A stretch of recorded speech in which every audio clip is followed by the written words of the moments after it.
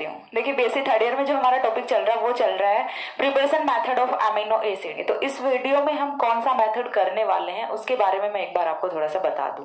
इस वीडियो में हम दो प्रिपरेशन मेथड से वो कंप्लीट करेंगे। पहला हम करेंगे दाराब्स्की सिंथेसिस एंड सेकंड हम यहाँ से करेंगे पर्किन सिंथेसिस। ठीक है, फर्स्ट यहाँ से होगा दाराब्स्की सिंथेसिस।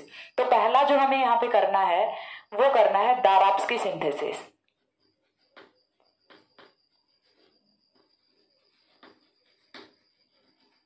या फिर इसे दाराब्स्की मेथड भी बोल देते हैं।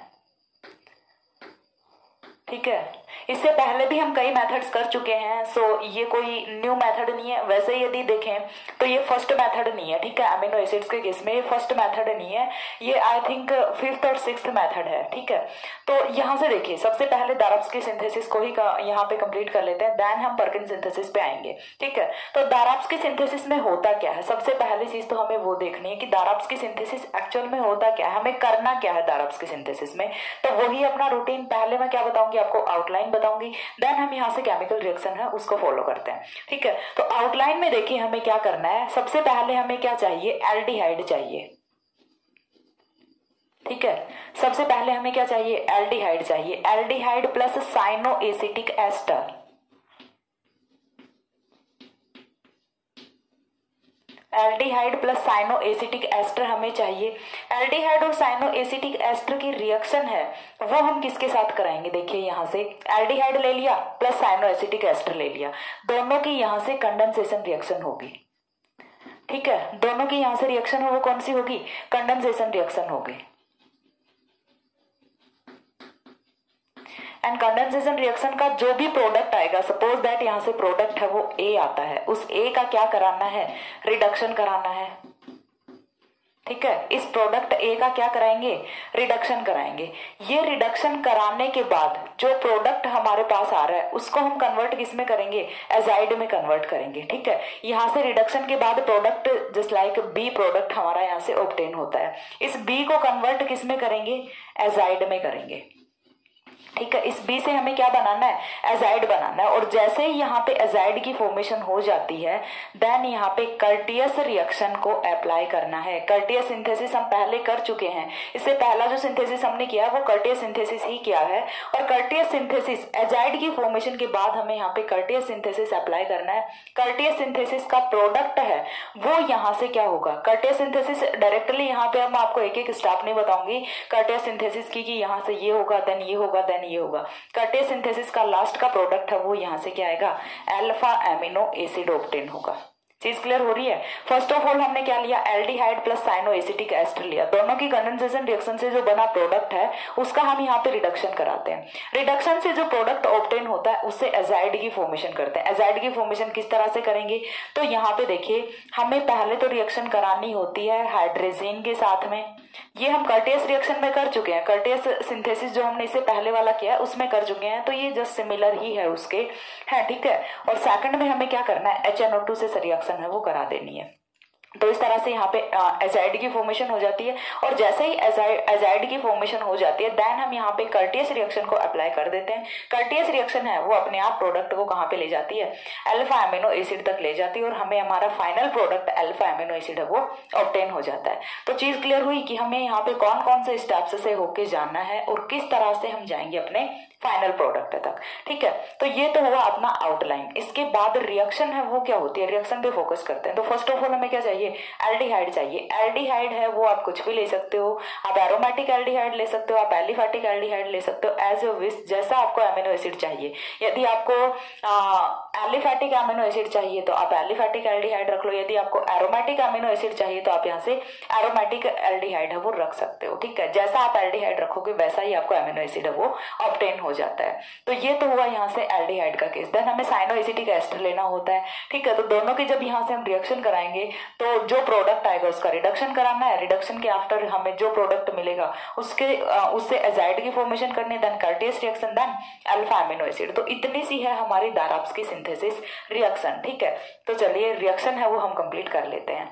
तो उसके लिए पहले एक बार इसका स्क्रीनशॉट तो क्या लेना है, ले लिया होगा। ठीक है, रिएक्शन है वो हमारी हम स्टार्ट करते हैं। तो देखिए रिएक्शन में क्या होगा, फर्स्ट ऑफ ऑल हमें क्या चाहिए, एल्डिहाइड चाहिए। ठीक, तो देखिए फर्स्ट ऑफ ऑल हम क्या रखते हैं यहाँ पे एल्डिहाइड रखते हैं। एल्डिहाइड हम यहाँ से RCHO रख लेते हैं। ठीक है, सिंपल सा हमने हमारा यहाँ पे एल्डिहाइड रखा, वो क्या रखा, RCHO रखा है। RCHO की रिएक्शन किसके साथ करानी है, साइनो एसिटिक एस्टर के साथ।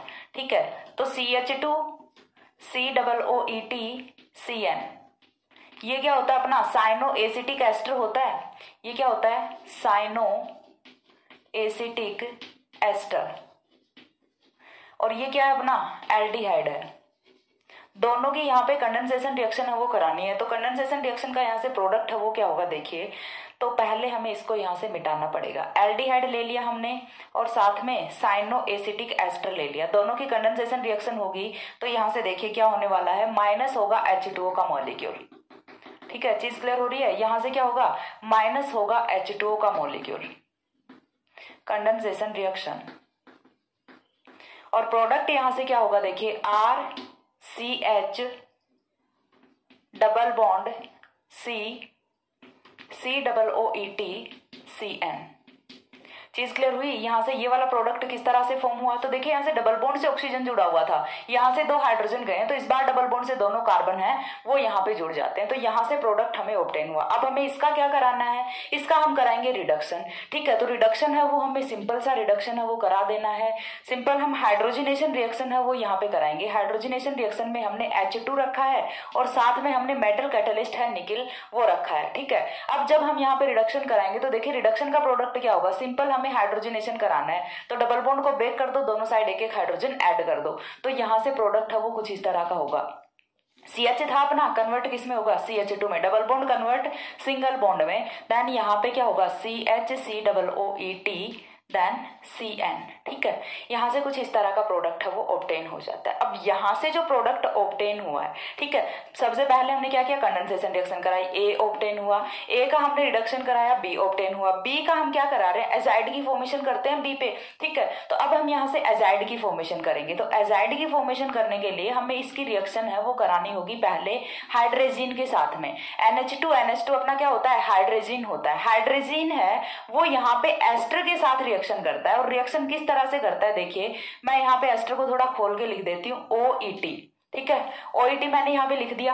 अब ये एस्टर के साथ रिएक्शन किस तरह से करेगा अपना हाइड्रोजन, तो देखिए यहाँ पे कुछ ऐसा होता है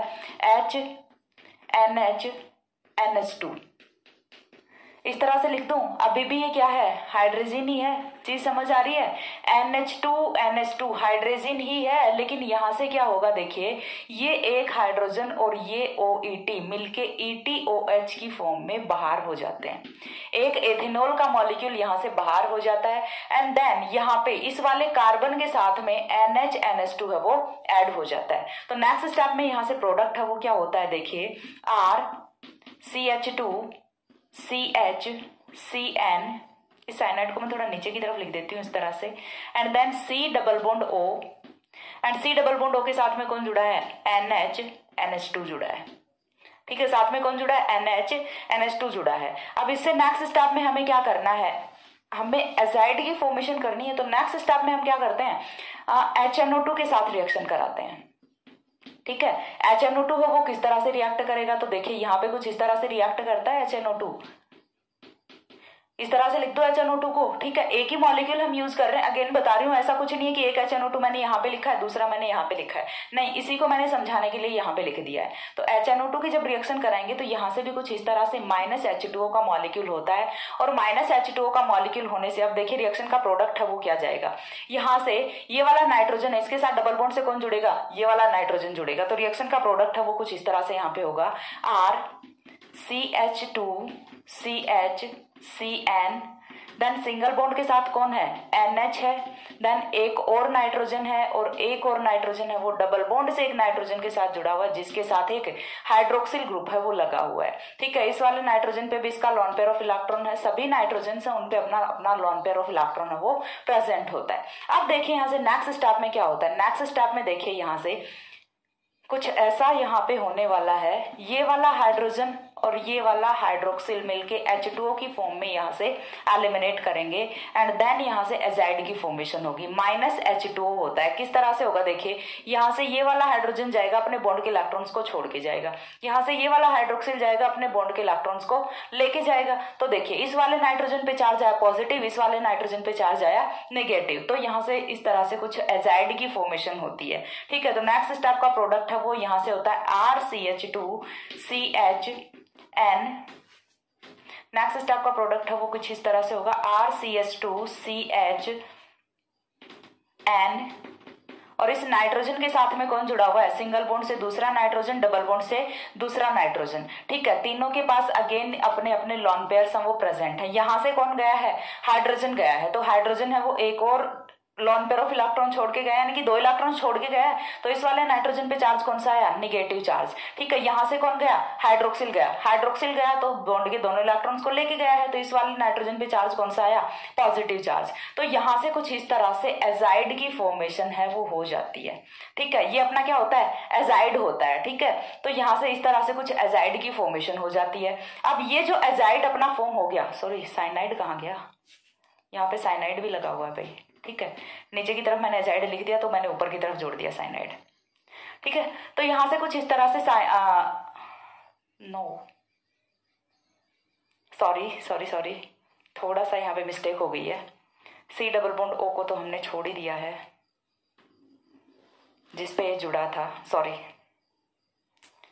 C double bond O, then आएगा भाई ये तीनों nitrogen, double bond N OH, इधर H, अब यहां से होगा -H2O एंड देन यहां से प्रोडक्ट कुछ इस तरह का फॉर्म होगा। सॉरी भाई थोड़ी सी मिस्टेक हो गई, RCH2CHCN C double bond O N single bond N double bond N।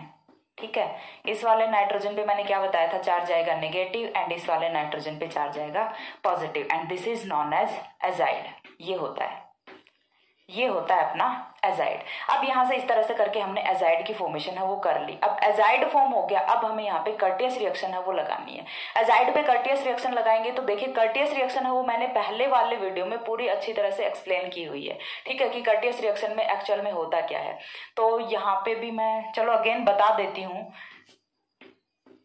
Courteous reaction अच्छे से रीअरेंजमेंट है, रिएक्शन है वो समझ आ जाएगी। ठीक है, तो अब हमें यहाँ से क्या करना है, कर्टियस रिएक्शन में बेसिकली होता क्या है, या तो हमें थर्मल कंडीशन अप्लाई करनी होती है या फिर हमें फोटोकेमिकल कंडीशन अप्लाई करनी होती है। तो यहाँ से N2 गैस है वो इवॉल्व होती है, यही होता है कर्टियस रिएक्शन में। ठीक है, तो यहाँ से N2 गैस है वो इवॉल्व होती है। रिएक्शन देखिए किस तरह से होगी, यहाँ से N2 गैस का इवोल्यूशन, ये वाले बॉन्ड के इलेक्ट्रॉन्स हैं ये चले जाएं यदि यहाँ पे, तो दोनों नाइट्रोजन्स हैं N2 की फॉर्मेशन कर लेंगे, N2 की यहाँ से फॉर्मेशन हो जाएगी। तो देखिए यहाँ से -N2 होता है, लेकिन उसके बाद भी यहाँ से जो कंपाउंड बनेगा वो तो क्या होगा, नाइट्रीन होगा, क्योंकि कर्टियस रीअरेंजमेंट में we know that nitrene intermediate की फॉर्मेशन हो जाती है।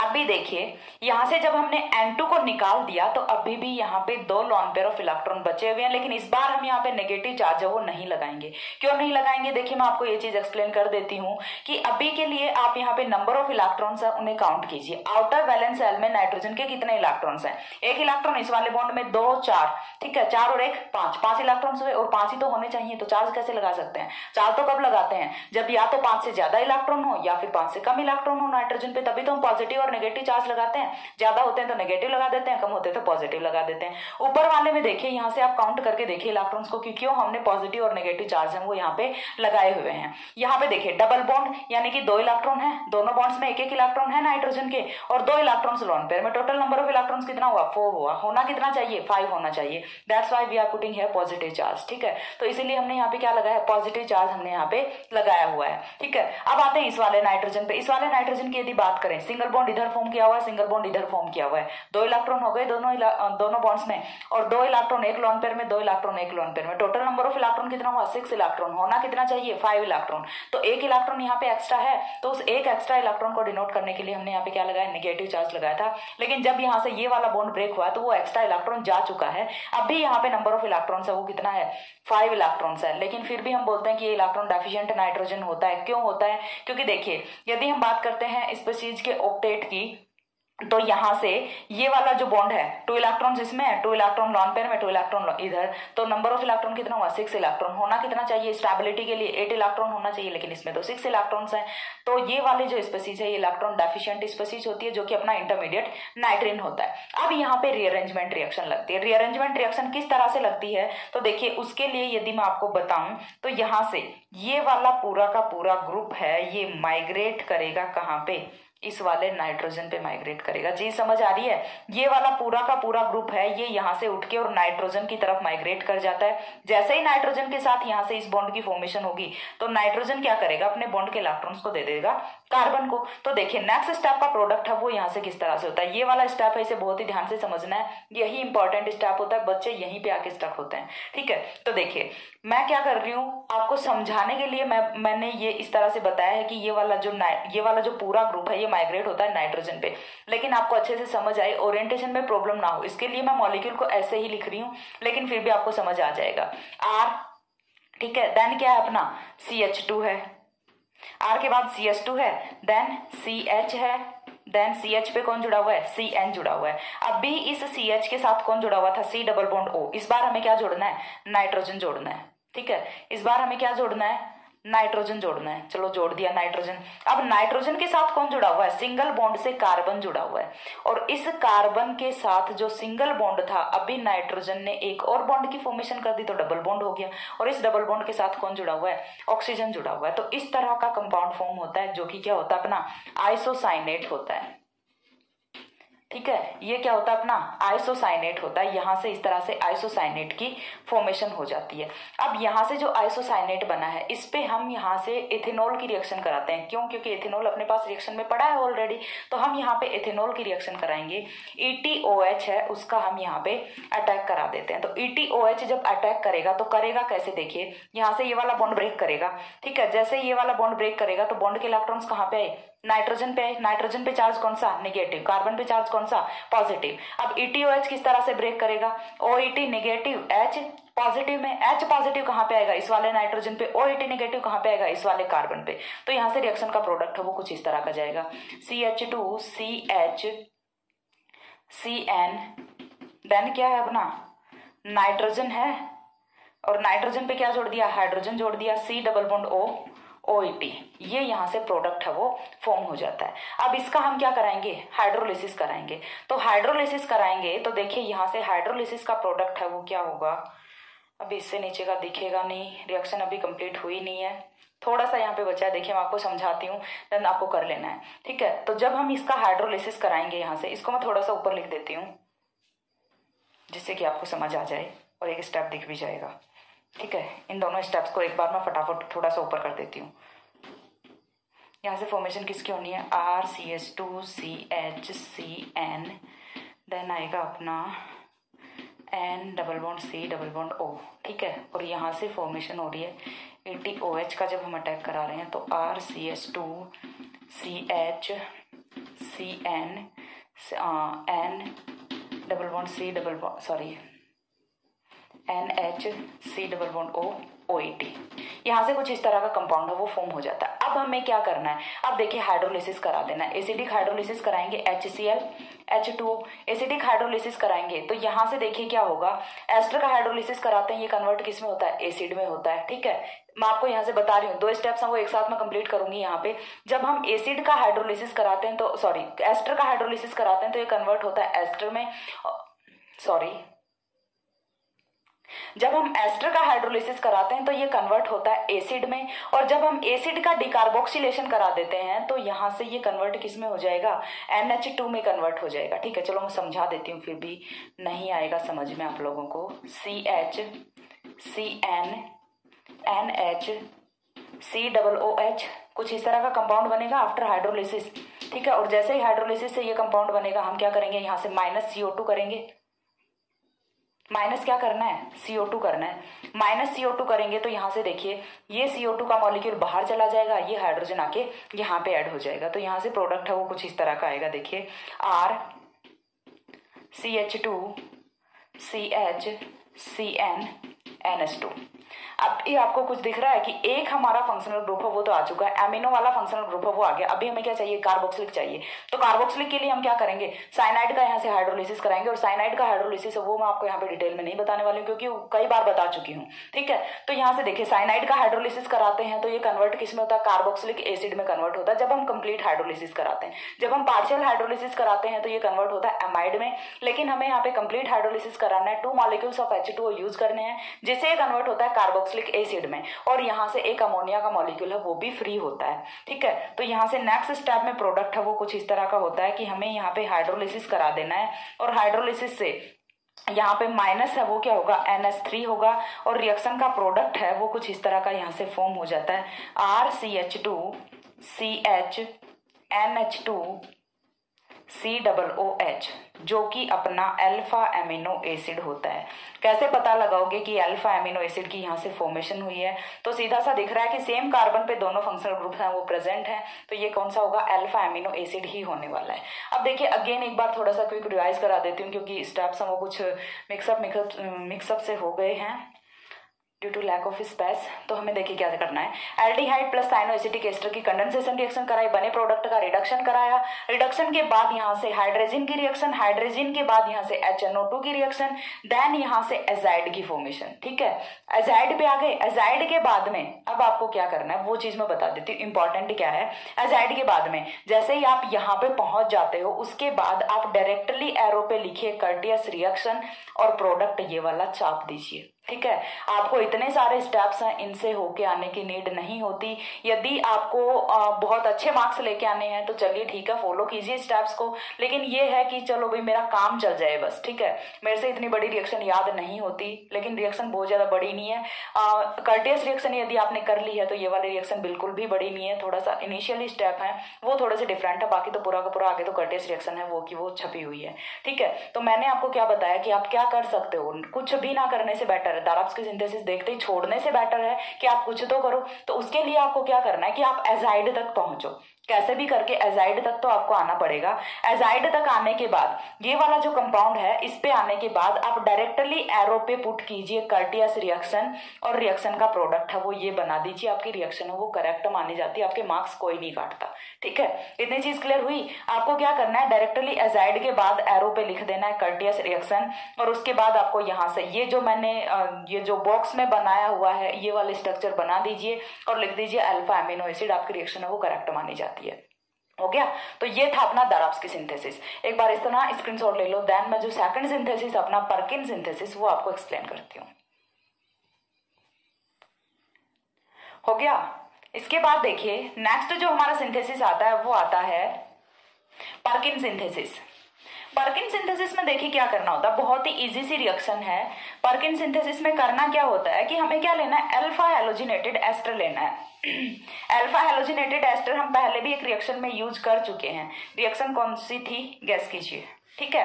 अल्फा हैलोजिनेटेड एस्टर हमें लेना है, और अल्फा हैलोजिनेटेड एस्टर का हमें एमिनेशन करा देना है, ठीक है। उसे लॉन्ग टाइम तक, थोड़े ज्यादा टाइम तक हमें उसे अमोनिया के साथ में छोड़ देना है, तो वो वहां से एक डिफरेंट प्रोडक्ट है अल्फा एमिनो एसिड की फॉर्मेशन कर लेता है, ठीक है। उनको दोनों को साथ में टाइम स्पेंड करने दो, तो वो वहां से एक न्यू प्रोडक्ट की फॉर्मेशन है वो कर देते हैं, जो कि होता है अपना अल्फा एमिनो एसिड। तो करना क्या है हमें, देखिए नेक्स्ट है अपना परकिन सिंथेसिस, ठीक है। सेकंड जो है वो है परकिन सिंथेसिस।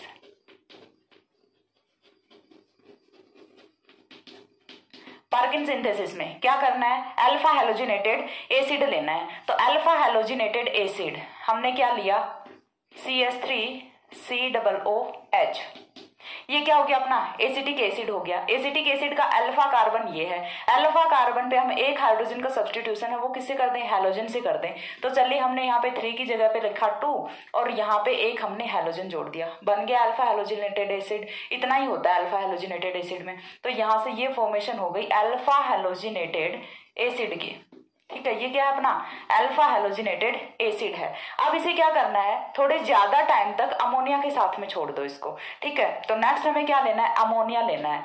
2 मॉलिक्यूल्स हमें यहाँ पे लेने हैं अमोनिया के, और जब दोनों को छोड़ देते हैं काफी टाइम के लिए, ठीक है, तो यहाँ से क्या होता है, देखिए रिएक्शन का प्रोडक्ट है वो क्या होगा कि यहाँ से जो क्लोरीन है इसका शिफ्टिंग है, इसका सब्सटीट्यूशन है वो किससे हो जाएगा, एमिनो ग्रुप से हो जाएगा, ठीक है। तो यहाँ पे प्रोडक्ट है वो कुछ इस तरह का फॉर्म होगा NH2CH2COOH, NH2CH2COOH alpha amino acid, that is glycine.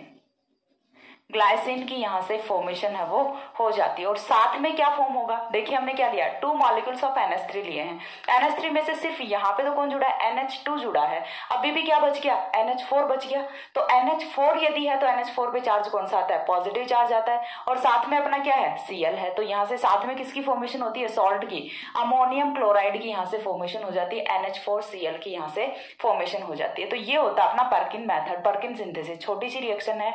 साथ ही आपको एक चीज और बता दूं कि ये बहुत ही यूजफुल सिंथेसिस मेथड नहीं है, ठीक है। इसका बहुत ज्यादा यूज है वो नहीं किया जाता। क्यों नहीं किया जाता, क्योंकि यहाँ पे जो अमोनिया है इसकी रिक्वायरमेंट बहुत ज्यादा होती है। अमोनिया का हमें बहुत ज्यादा कंसंट्रेशन यूज करना पड़ता है, लेकिन जो प्रोडक्ट यहाँ से ऑब्टेन होता है उसकी यील्ड है वो कोई खास यील्ड नहीं होती, ठीक है। यहाँ से लो यील्ड है प्रोडक्ट की, वो हमें ऑब्टेन होती है। यहाँ से कोई बहुत अच्छा खासा प्रोडक्ट का अमाउंट है वो हमें ऑब्टेन नहीं होता। तो इसीलिए हम क्या करते हैं, पर्किन सिंथेसिस है उसका बहुत ज्यादा यूज नहीं करते। तो एग्जाम्स में भी मोस्ट ऑफ ये पर्किन सिंथेसिस नहीं पूछा जाता, बट इनकेस यदि पूछ भी लिया जाए तो मैंने आपको बता दिया है। बट यदि देखें इंपॉर्टेंट की पॉइंट ऑफ व्यू से तो बहुत ज्यादा इंपॉर्टेंट रिएक्शन नहीं है। क्यों नहीं है, क्योंकि सिंथेटिकली यदि देखें तो भी ये बहुत ज्यादा इंपॉर्टेंट नहीं है, तो एग्जाम के पॉइंट ऑफ व्यू से भी बहुत ज्यादा इंपॉर्टेंट नहीं है पर्किन रिएक्शन। बट दाराप्स की सिंथेसिस है वो बहुत ही ज्यादा पूछा जाता है synthesis methods of amino acid में। तो वो वाला सिंथेसिस है वो अपना इंपॉर्टेंट है। बट पर्किन सिंथेसिस है हाँ पूछा जा सकता है, ऐसा बिल्कुल श्योर भी नहीं है कि नहीं कभी पूछा नहीं जाएगा, पूछा भी जा सकता है, बट जनरली नहीं पूछा जाता, ठीक है। तो इसे आप चाहो तो स्किप कर सकते हो, मैंने आपको बता दिया, मेरा काम था बताना। और यदि याद भी करना चाहो तो कितना सा है, एक तो स्टेटमेंट की लाइन होगी, एक रिएक्शन है छोटी सी, यदि आ भी जाए तो कर देना, ठीक है। तो ये हुआ अपना पर्किन सिंथेसिस। इसके बाद हमारे पास 2 सिंथेसिस हैं वो और बचते हैं, अर्लेनमेयर एज़लैक्टोन एंड हाइड्रेंटोइन सिंथेसिस। तो 2 सिंथेसिस और बचते हैं, वो हम करेंगे। तब तक के लिए नेक्स्ट वीडियो में मिलेंगे, ठीक है। तो आज की वीडियो में तो बस इतना ही। इस वीडियो में तो हमने 2 सिंथेसिस कवर कर ली है। 2 सिंथेसिस बहुत होते हैं, कर लेंगे और वीडियो में कर लेंगे, बहुत वीडियो बनने हैं। अभी तो इतनी जल्दी तो सिलेबस नहीं होने वाला, बट वैसे भी BSc थर्ड ईयर का सिलेबस है वो सबसे आगे चल रहा है। सो आज के वीडियो में इतना ही। नेक्स्ट मिलते हैं किसी दूसरे सिंथेसिस के साथ दूसरे वीडियो में। तब तक के लिए सी या, have a good day, thanks for watching.